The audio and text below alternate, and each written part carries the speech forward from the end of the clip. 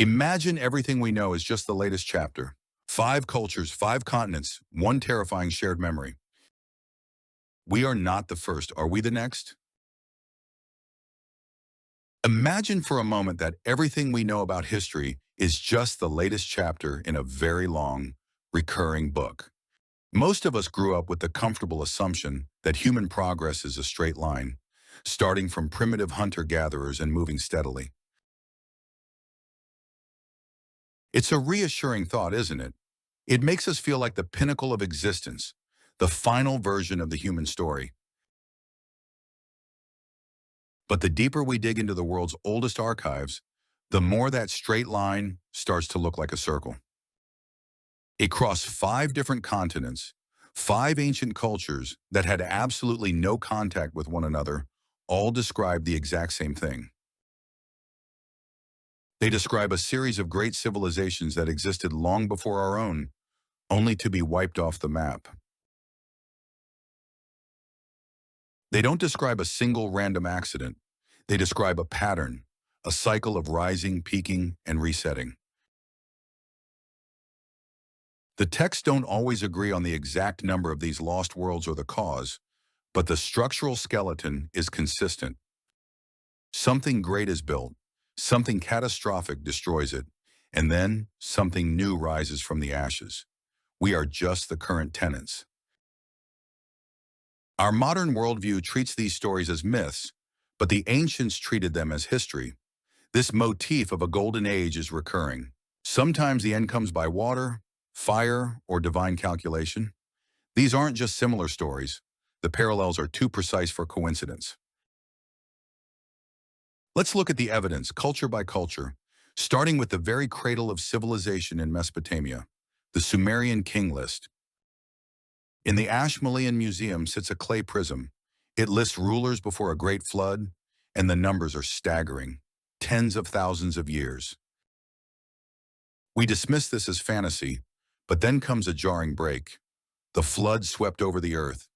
Then rains dropped to human-scale lengths.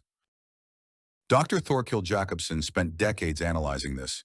His conclusion, this wasn't fiction, but a preserved memory of a world before the Sumerians. The Atrahasis epic suggests the flood wasn't the first attempt. It mentions a plague and a drought, a celestial 3 strikes policy. Now let's jump across the Atlantic. The Aztecs reached a mirror image similar conclusion. Look at the famous Aztec Sun Stone. These represent 5 suns or 5 ages.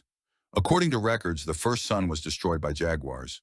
The second ended by terrifying winds. The third was destroyed by fire rain, and the fourth by a massive flood where the survivors supposedly became fish. We live under the 5th sun, predicted to end in earthquakes. In 1967, Dr. Alfonso Caso confirmed these weren't just poetic metaphors. They were recording geological and astronomical history. They weren't guessing. They were preserving a sequence of 4 worlds that came before ours. Why would a culture on the other side of the world develop the exact same concept? If Aztecs gave us the narrative, Hindus gave us the math. Hindu cosmology describes the Yugas, 4 cosmic ages. We start with the Satya Yuga, an age of perfection lasting over 1.7 million years. We move through the Treta and Dvapara ages until we hit our current era, the Kali Yuga, the age of darkness and discord. The precision is remarkable. Dr. Subhash Kak has shown these cycles are based on a 4:3 to 2:1 ratio encoding real astronomical periodicities.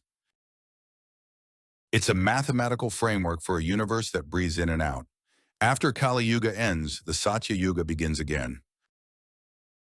Even the Greeks, founders of Western logic, shared this vision.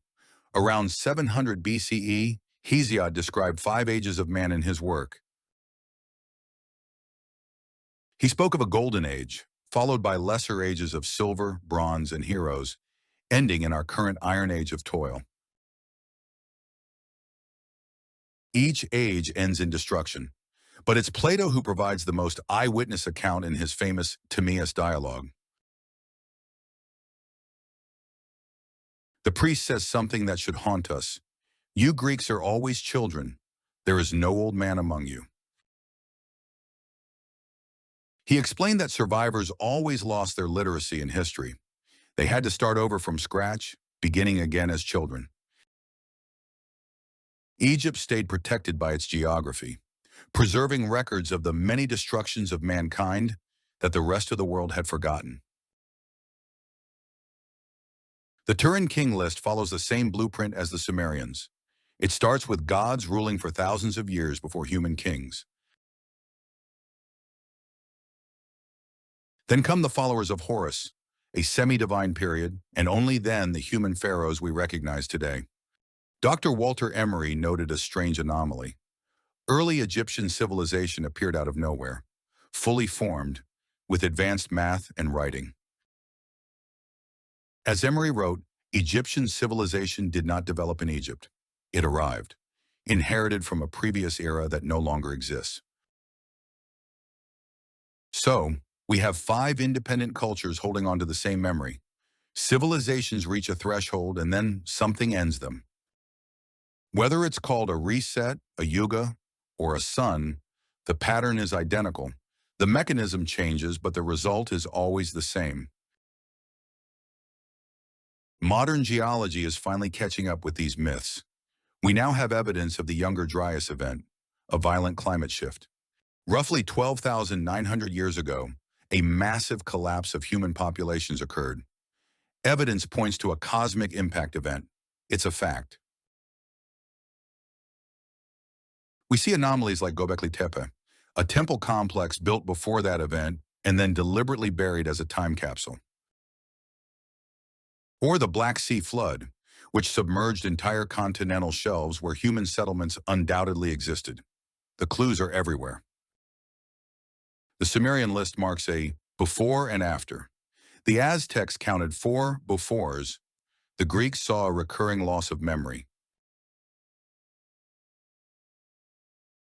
Today we look at our sprawling cities and satellites and assume they are permanent, but the ancients are whispering a warning. They agree that we are not the first.